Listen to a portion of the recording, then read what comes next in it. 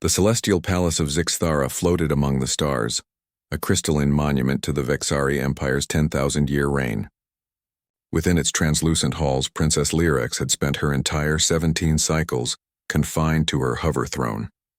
Her lower appendages motionless atrophied, a cruel genetic anomaly that even the Empire's most advanced bioengineers couldn't remedy.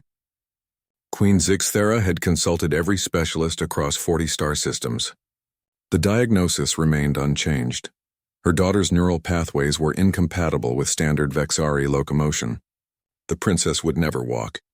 But the queen refused to accept defeat. She brought in experts from every corner of known space, crystalline doctors from Andromeda, plasma surgeons from the nebula rings, even the enigmatic silicon prophets of Kepler 442. None could help. Then came the humans. They arrived as part of the new interspecies labor exchange program, a diplomatic initiative designed to foster understanding between species. The Vexari Council had been skeptical. Humans were newcomers to galactic society, barely 3 centuries into space travel, primitive by most standards. What could they possibly offer an empire that had mastered quantum physics before humanity discovered fire? Marcus Webb was assigned to the sanitation division of the Celestial Palace. He was unremarkable by human standards. 42 years old, graying at the temples with calloused hands and a perpetual slight smile. He pushed his cleaning cart through the palace's halls each morning, whistling old Earth songs that echoed strangely through the crystalline architecture. Princess Lyrax first noticed him during her daily meditation in the Garden of Eternal Light. She hovered there most afternoons, watching the cosmic rays bend through the palace's transparent walls. The human janitor appeared, as he did every 3rd cycle, to maintain the bioluminescent plants. What caught her attention wasn't his work, it was how he moved. Humans walked differently than any species she'd observed. The Vexari glided on electromagnetic fields generated by their lower appendages. The Kritath slithered, the plasma beings simply inflowed. But humans put one foot in front of the other with such casual confidence, such effortless balance, as if defying gravity was the most natural thing in the universe. Marcus noticed her watching. He smiled, nodded respectfully, and continued his work. The next cycle, Lyrax positioned herself where she could observe him more closely. She watched as he climbed a ladder to trim the upper canopy branches, an action that required coordinating multiple muscle groups, maintaining equilibrium, and trusting his body to perform complex biomechanical calculations without conscious thought. It was extraordinary. On the 5th observation cycle, Marcus finally spoke to her. "Your Highness," he said in adequately pronounced Vexari, "is something wrong?" Lyrax's translator implant processed her response. "How do you do that?" "Do what, Your Highness?" "Walk, climb, balance on those appendages." Marcus looked down at his legs as if seeing them for the first time. "Oh, well, I suppose we just learn. As children. Trial and error, mostly. Lots of falling down." "Falling down," she repeated, the concept foreign yet fascinating. "Sure. Every human baby falls hundreds of times before they get it right. It's part of the process." He paused, studying her hover throne with sudden understanding. "Can you not?" "My neural pathways are incompatible with standard locomotion," Lyrax recited, the medical terminology bitter on her translator. "I was born this way."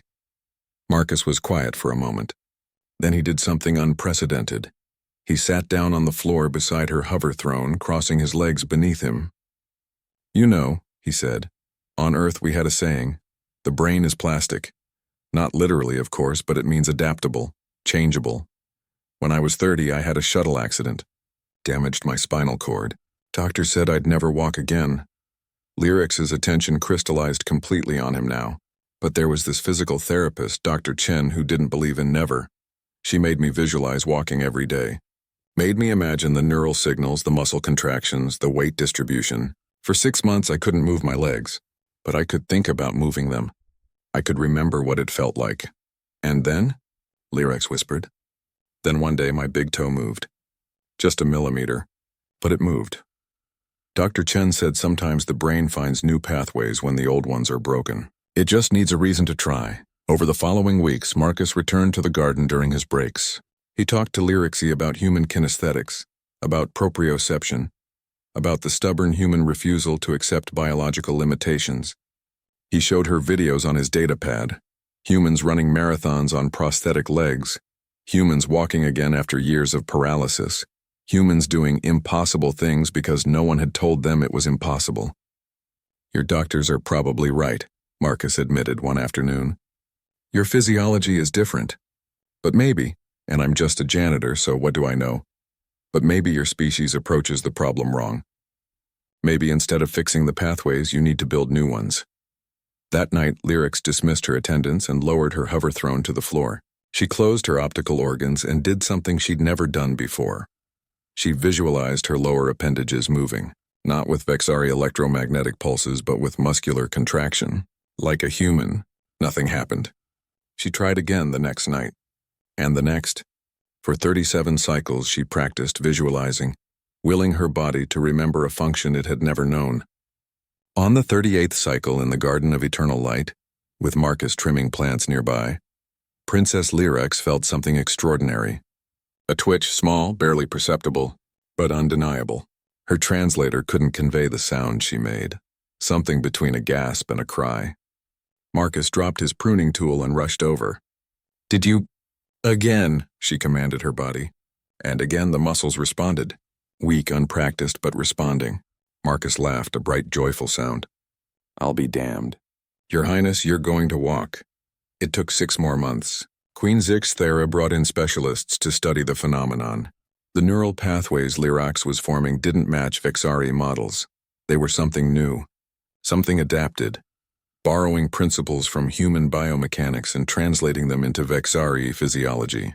The day Princess Lyrax took her first 3 steps, trembling, supported by stabilizers with Marcus cheering louder than anyone, became a turning point in Vexari medical science. The human janitor had done something incredible. He'd given an alien princess permission to try. And in trying, she'd discovered that sometimes the most advanced civilizations need to learn from the species who learned by falling down and getting back up again.